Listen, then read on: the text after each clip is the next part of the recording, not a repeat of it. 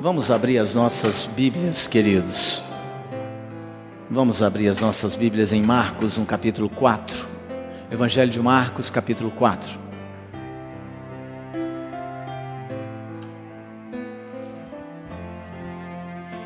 Vamos abrir lá as nossas Bíblias, então, no Evangelho de Marcos, capítulo 4, versos 35 ao 41. A palavra de Deus nesse texto de Marcos, capítulo 4, verso 35 ao 41, nos diz o seguinte: Naquele dia, sendo já tarde, disse-lhes Jesus: Passemos para a outra margem. E eles, despedindo a multidão, o levaram assim como estava no barco, e outros barcos o seguiam. Ora, levantou-se grande temporal de vento, e as ondas se arremessavam contra o barco, de modo que o mesmo já estava a encher-se de água. E Jesus estava na popa, dormindo sobre o travesseiro.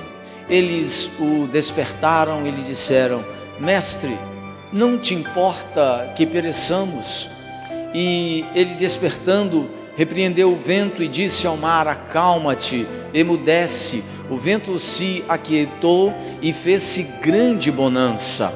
Então lhes disse: Por que sois assim tímidos? Como é que não tendes fé?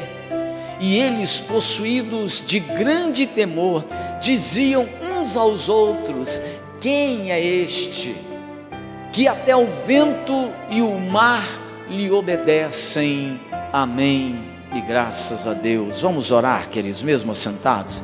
Feche seus olhos, nós vamos falar com o Senhor. Pai, nós queremos te agradecer por esse privilégio que temos nessa noite, de podermos estar aqui para prestar ao Senhor o culto, a adoração, da qual somente o Senhor é digno. Agora nós te agradecemos também pela tua palavra que chega a nós. Pedimos ao Espírito Santo que o Senhor possa ministrar ao nosso coração, trazer ao nosso coração o entendimento que tu queres nessa noite, a fim de que sejamos fortalecidos, renovados, corrigidos, sustentados pela tua palavra. Nós oramos, ó Deus, entregando ao Senhor essa condução e também resistimos fortemente em nome de Jesus a toda oposição de Satanás a esta palavra, a toda resistência dos espíritos de incredulidade e de dureza de coração. Nós os repreendemos agora em nome de Jesus e pedimos, ó Deus, a tua bênção para esse instante também, em nome de teu Filho é que oramos, amém e graças a Deus. Nessa noite, meus amados irmãos e irmãs, eu quero pensar um pouco com você sobre perguntas feitas nas tempestades da vida. Você sabe que nós ficamos cheios de questões e ficamos cheios de perguntas quando a vida nos atinge com muita força, quando os problemas começam a acontecer com a gente, quando as dificuldades sobrevêm à nossa vida ou sopram os ventos contra a nossa casa, a gente muitas vezes fica cheio de questões, cheios de perguntas.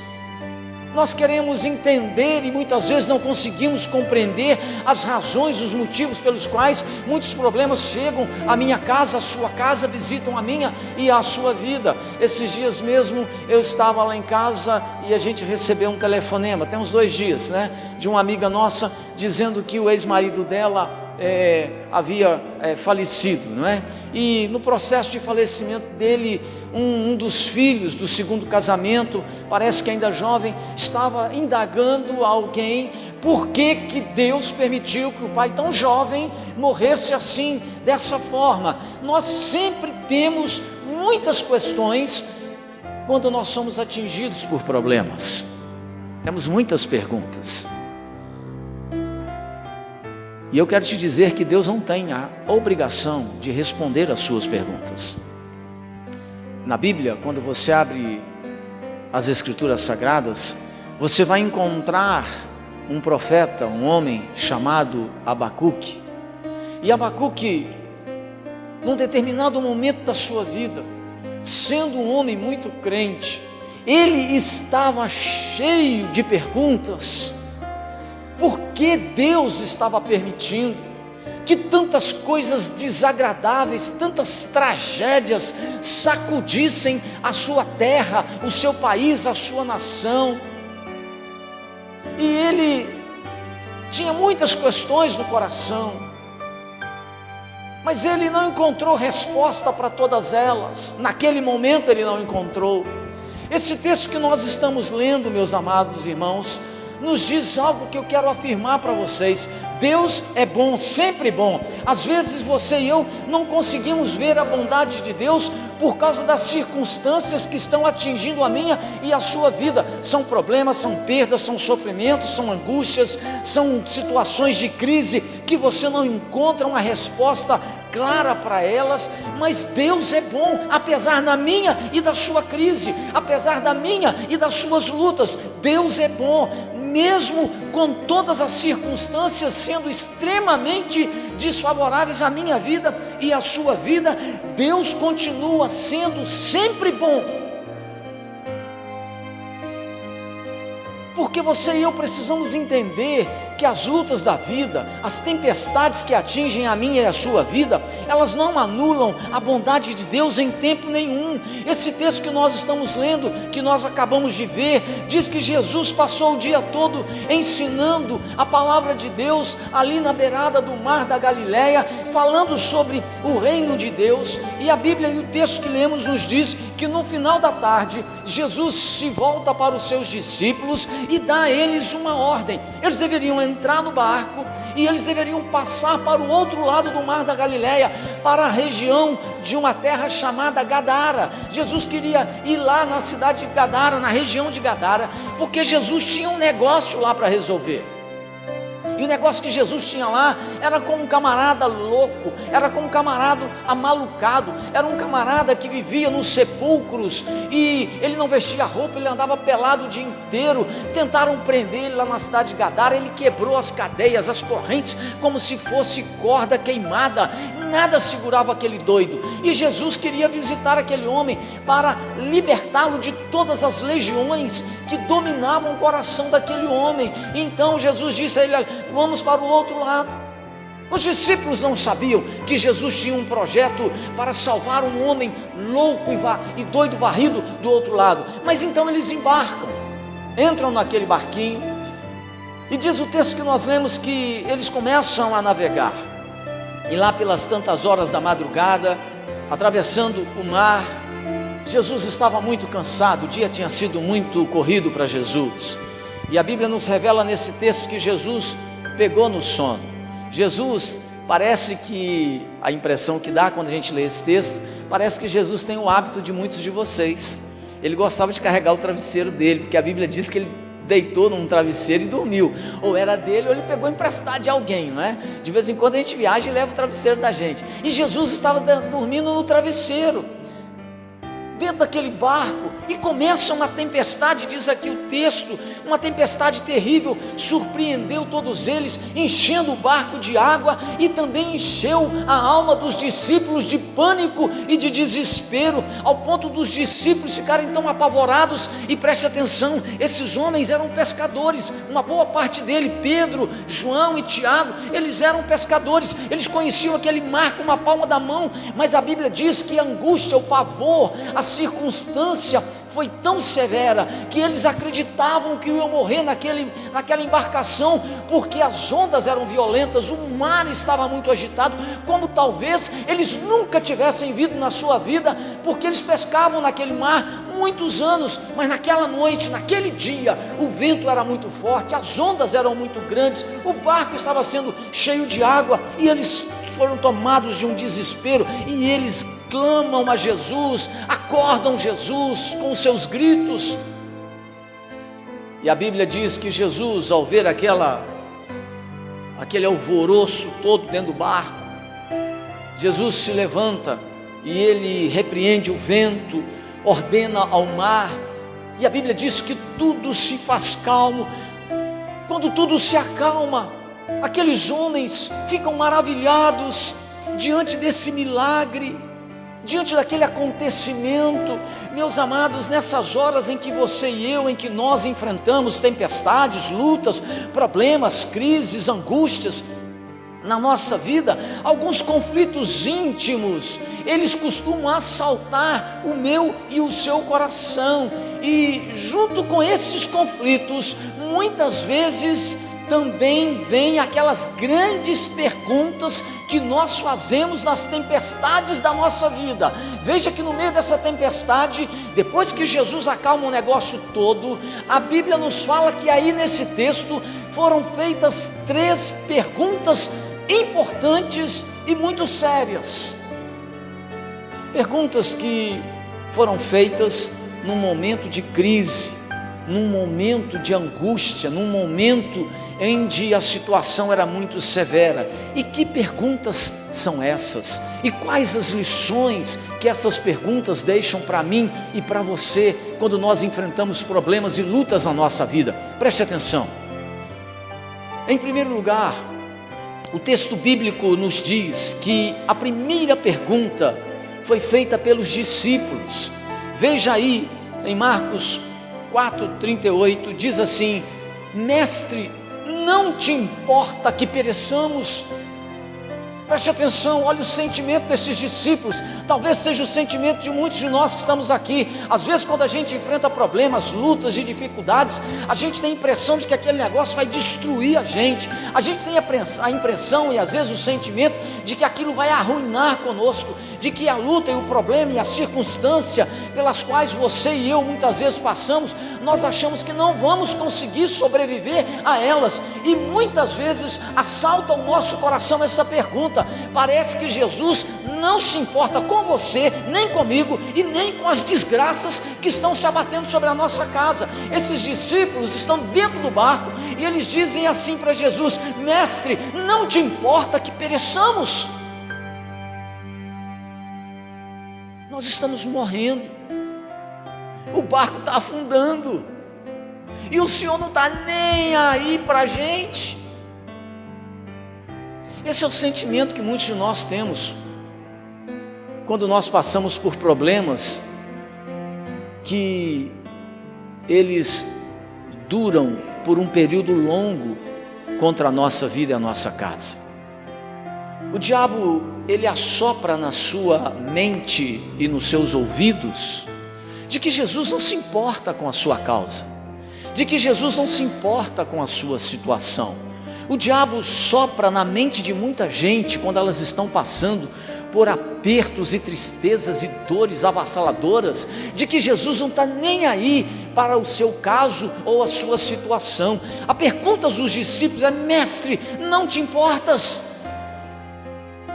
Os discípulos estavam vendo a cara da morte, o mar violento, diz aqui o texto, parecia que ia sepultar as esperanças desses homens, depois deles esgotarem aqui todos os seus esforços, depois de terminados, diz o texto bíblico, todos os expedientes humanos que eles tinham, porque Pedro sabia navegar naquele mar, Tiago e João também. Depois desses expedientes terem terminado, a Bíblia diz que eles gritaram: Mestre, não te importas que pereçamos? O que esse grito dos discípulos quer dizer, querido? Esse grito dos discípulos revela o medo gerado pelas tempestades. Olha só, a tempestade provoca medo em nós porque ela é maior do que a gente. Quantas vezes você já foi assaltado? Quantas vezes eu já fui assaltado de angústia, de pavor e de insegurança e de medo diante de uma situação e que a gente pensa que não vai conseguir sobreviver a ela, em tempos de doença, por exemplo, em tempos de perda de pessoas queridas, em tempos de desastres naturais, como enchentes, como ocorreu aqui há algum tempo atrás, ou como esse que nós estamos vivendo, em tempos de pandemia, de catástrofe, em tempos de tragédias humanas. Em tempos assim, explode no meu coração e no seu coração, querido, o mesmo medo e a mesma dor dos discípulos, e muitas vezes a gente se pergunta: Mestre, não te importas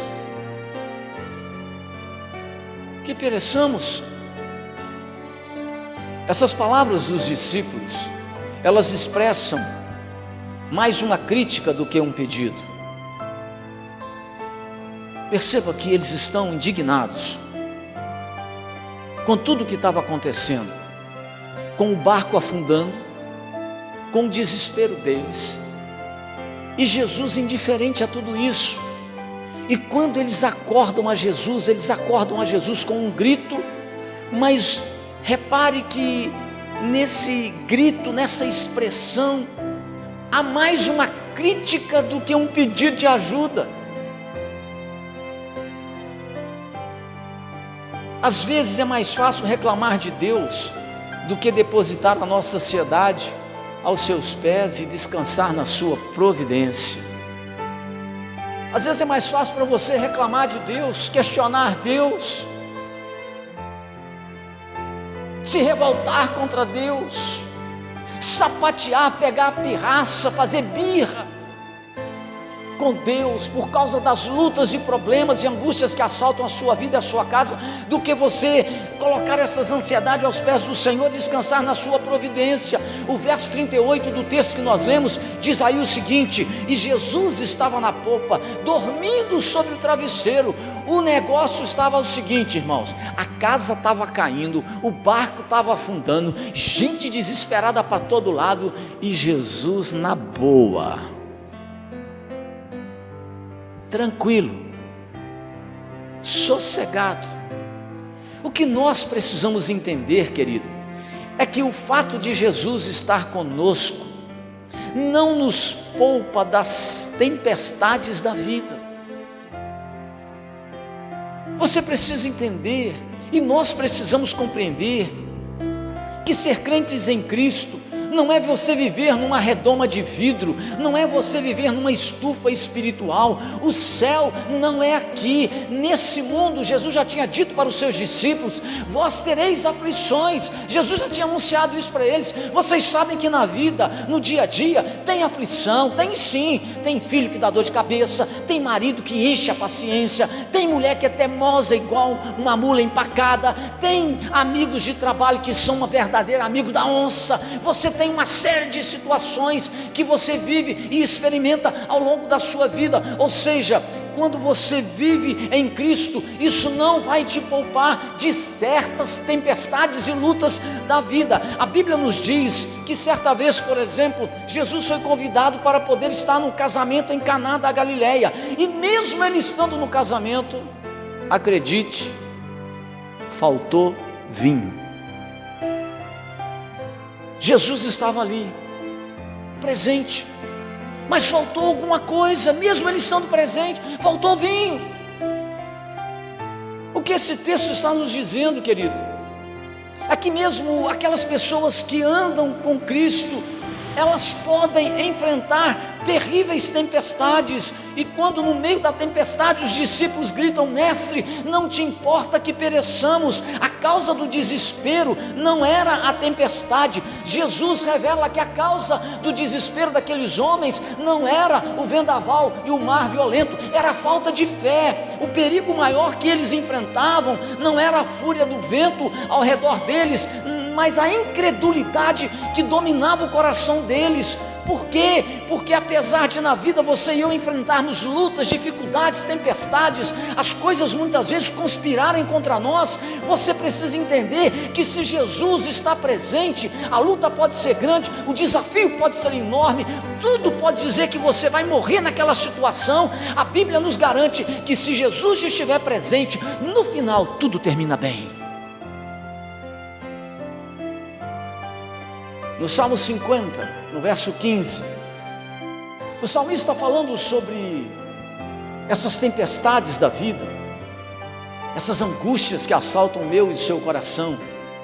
Ele diz assim: invoca-me no dia da angústia, e eu te livrarei, e tu me glorificarás. O que o salmista está dizendo aqui é que na hora da tempestade, quando os nossos recursos se esgotam e a nossa força se esvai, então nós precisamos, diz o salmista, clamar ao Senhor. Quando as coisas fogem do nosso controle, elas ainda continuam sob o total controle do Senhor Jesus.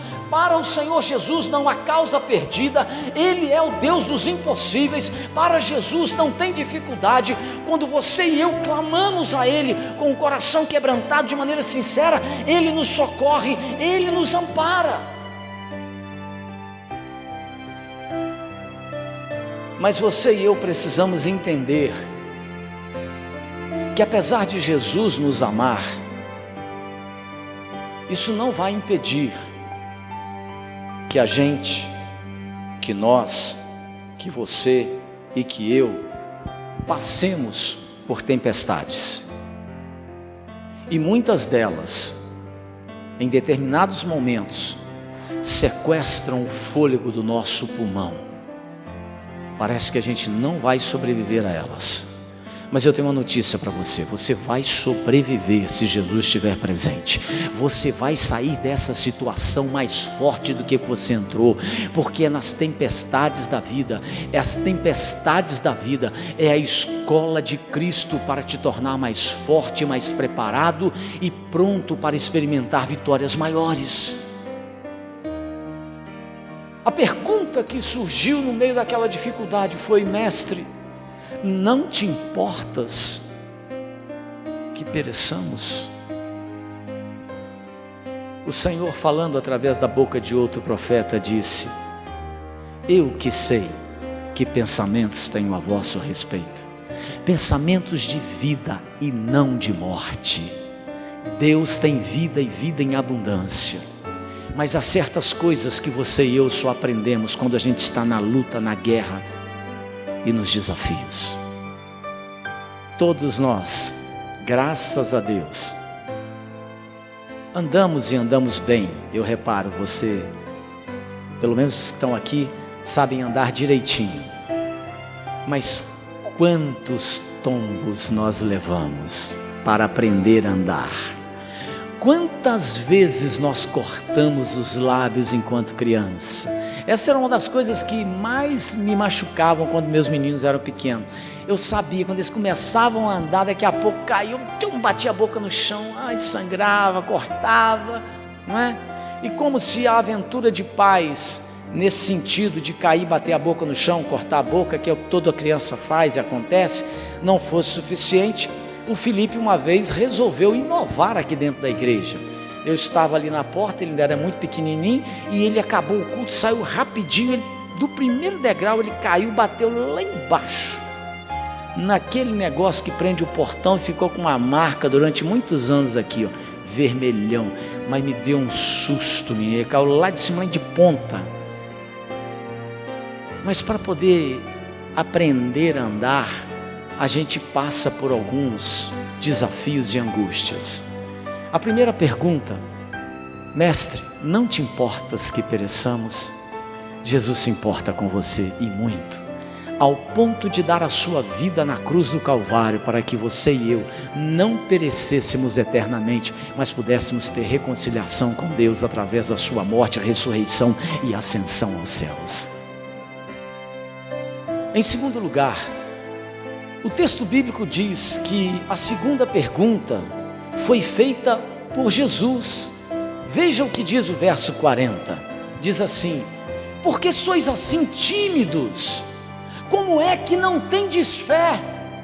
Olha a pergunta agora, quem faz a pergunta é Jesus. Por que vocês, no meio de tanta dificuldade, no meio de tanta tempestade, por que no meio desses problemas e crises, por que vocês são tímidos? Como é que vocês não têm fé no meio dessa luta toda? Os discípulos, diz aqui Jesus, eles falharam no teste prático, eles revelaram medo e não fé. Que teste prático é esse? Olha, irmãos, nós estamos aqui dizendo que confiamos em Deus, que cremos em Jesus, que cremos em Deus, mas quantos crentes, na hora de colocar em prática essa fé, estão morrendo de medo de morrer de Covid?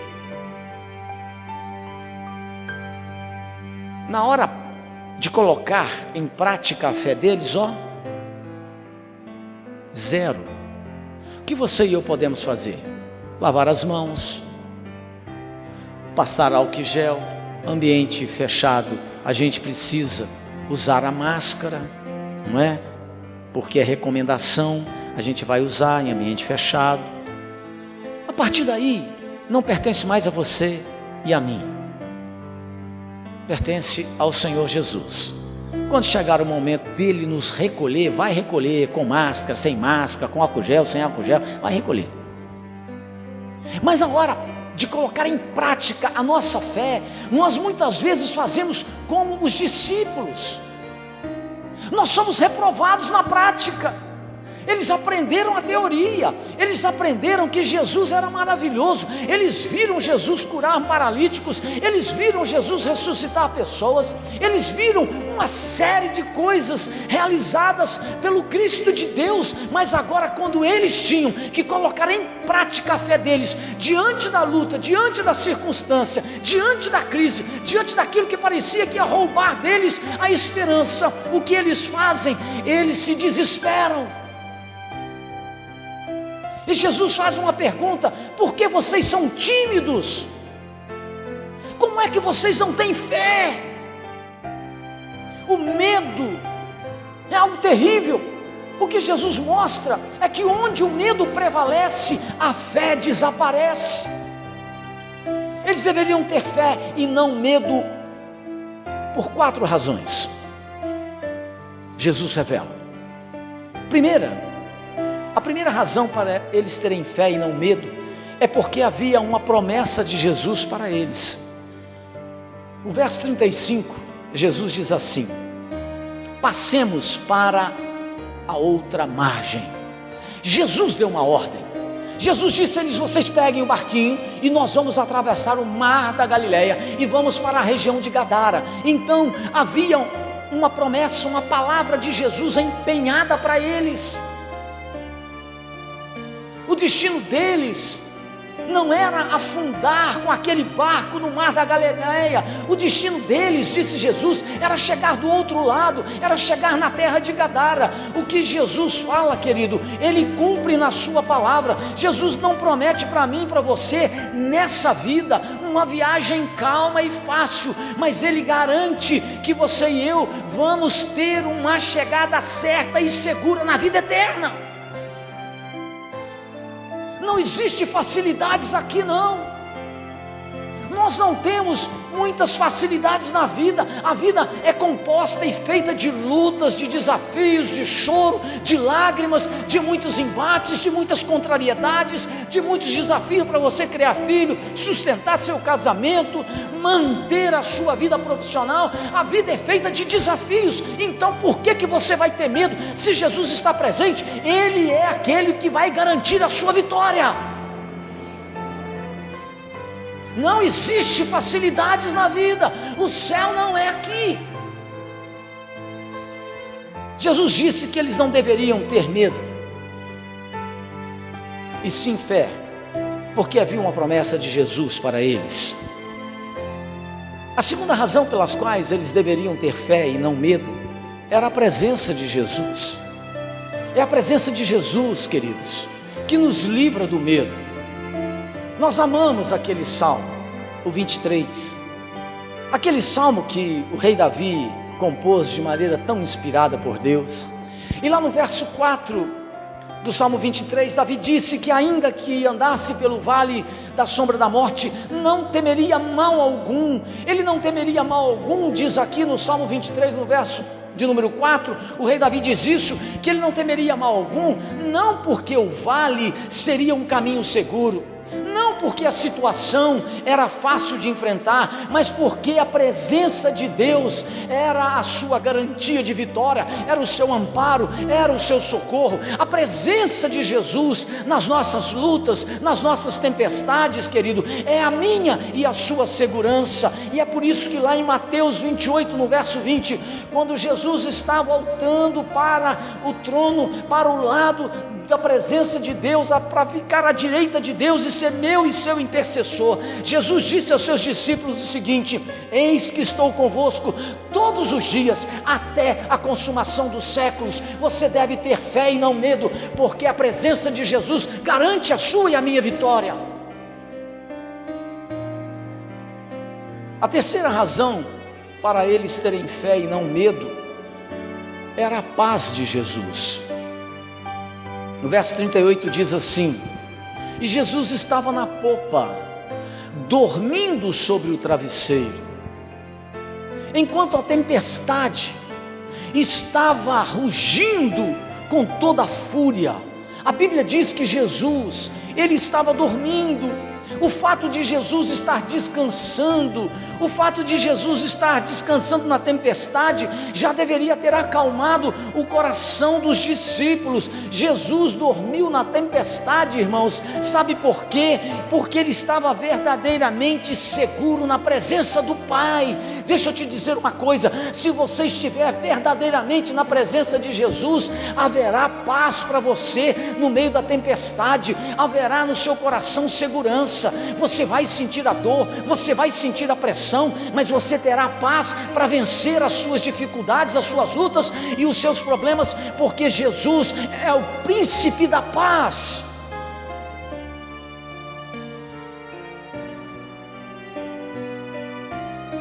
Por isso eles tinham que ter fé. Quem estava no barco? O príncipe da paz.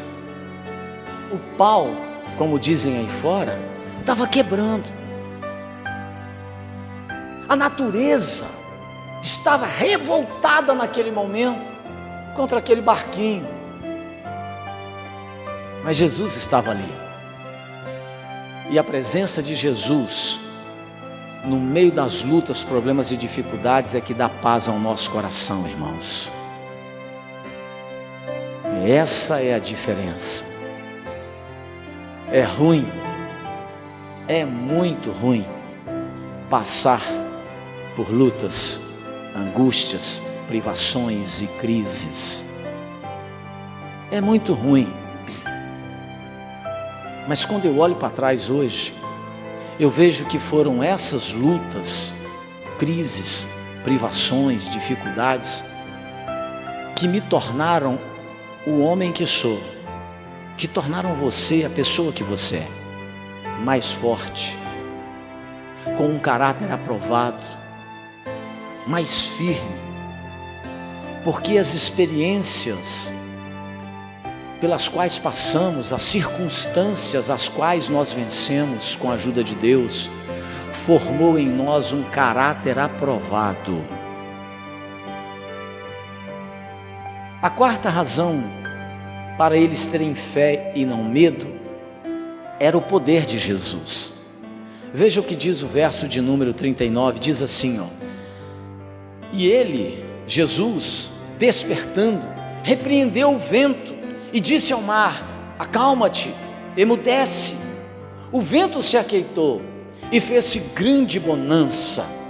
As leis da natureza, diz aqui esse texto, elas estão nas mãos do Senhor Jesus. A natureza, diz aqui esse texto, ouve a voz do Senhor e o obedece. Muitas vezes, querido, as tempestades mais perigosas não são aquelas que os ventos levantam e o mar agita contra a minha e a sua vida, mas a tempestade que é mais perigosa é aquela que gera no meu e no seu coração o medo e a incredulidade. A situação que mais nos ameaça nem sempre são as lutas e as dificuldades ou as crises pelas quais nós passamos. O que mais nos ameaça é que diante dessas crises, diante dessas circunstâncias e lutas, muitas vezes o diabo quer inalar o veneno do medo e da incredulidade no meu e no seu coração.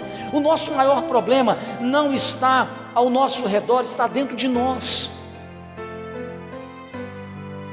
É o medo, é a incredulidade. Jesus disse a esses homens, por que sois assim tímidos? Por que vocês são tão tímidos?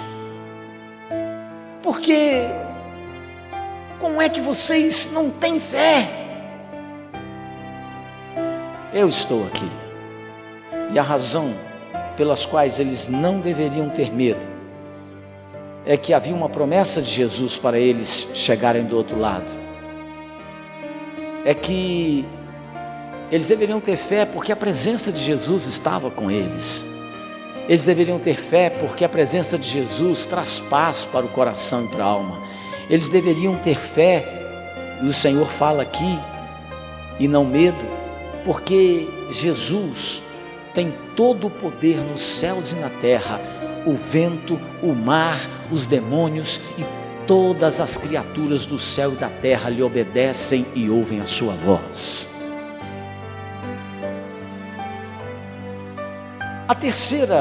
Em terceiro lugar, o texto bíblico nos diz que a terceira pergunta foi feita novamente pelos discípulos.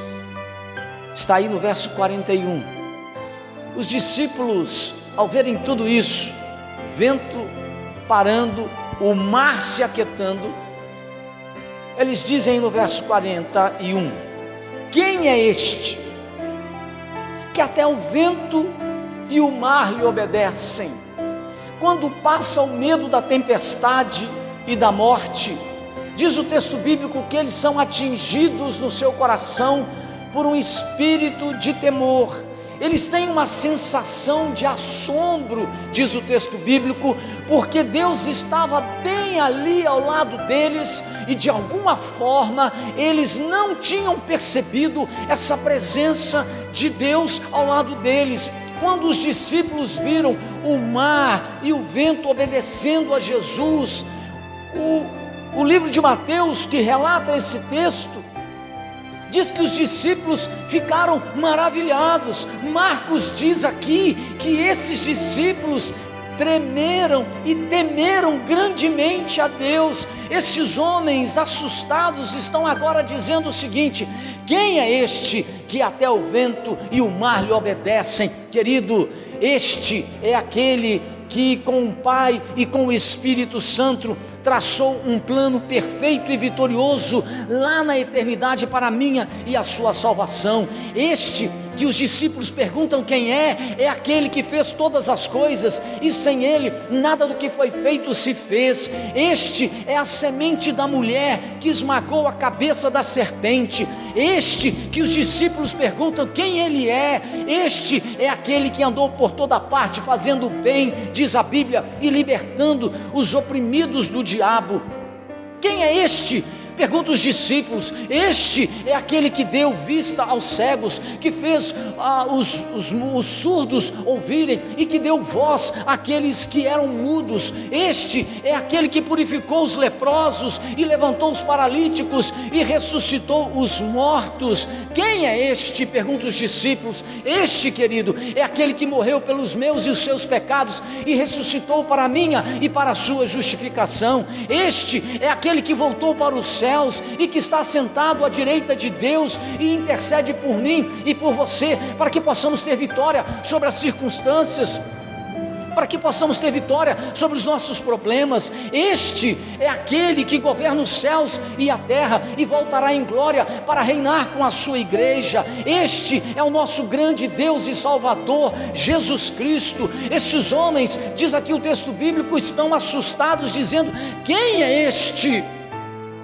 Este é o Cristo de Deus, Jesus de Nazaré. Ele tem poder, querido, para repreender os problemas que nos atacam. Ele tem o poder para poder repreender as enfermidades que assolam a minha e a sua vida. Ele repreende a crise que ataca a minha e a sua casa. Ele repreende as aflições que oprimem o meu e o seu coração. Este é Jesus de Nazaré, o Cordeiro de Deus que tira o pecado do mundo. Quando os discípulos dizem: quem é este? Este é o Cordeiro de Deus. A terceira pergunta que fizeram aqui foi: quem é este? Este é o meu e o seu Salvador. Este é aquele que faz novas todas as coisas. Nessa noite, eu quero convidar você, e quero terminar essa palavra agora, convidando você para se colocar diante desse Jesus, que é capaz de acalmar as tempestades íntimas do nosso coração. Eu quero convidar você nessa noite a se colocar aos pés de Cristo, para que Ele possa ordenar aos ventos que estão soprando contra a sua alma e o seu coração, gerando medo, insegurança, crise, conflito. Esse é o Cristo que, se entrar no seu casamento, Ele restaura as coisas. Esse, quando os discípulos perguntam quem é este é aquele Jesus que, se você permitir participar da sua vida, Ele vai colocá-la em perfeita ordem, em perfeito equilíbrio. Este é o Jesus que acalma as nossas tempestades mais íntimas. Ele acalmou as tempestades na vida daqueles discípulos, e Ele continua tendo o mesmo poder que teve ontem, Ele continua tendo hoje. Ele é capaz de acalmar as aflições do meu e do seu coração, se nós nos colocarmos diante dEle. Quem é este? Este é o Deus forte, como anunciou Isaías. Este, como anunciou o profeta Isaías, é o príncipe da paz. Este é o Jesus que você e eu servimos. Um Deus maravilhoso, um Deus bom, um Deus que nos treina nas dificuldades e lutas e tempestades da nossa vida, e que não deixa a angústia, o desespero e a aflição afogar o nosso coração. Esse é o Deus que servimos. Vamos ficar de pé, queridos. Vamos colocar de pé. Eu quero orar com você.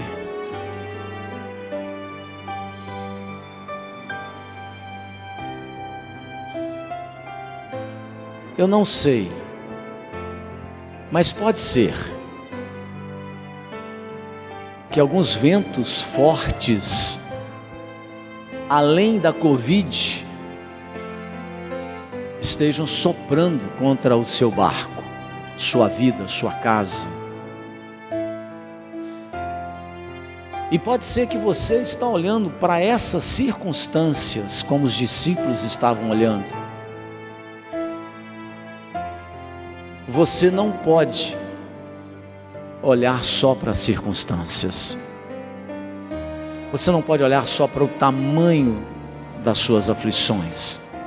Você não pode olhar só para as dificuldades diante das quais você está tendo tantas lutas.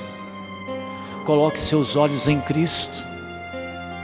Como Paulo disse em Hebreus, olhando firmemente para o autor e consumador da nossa fé, Jesus Cristo.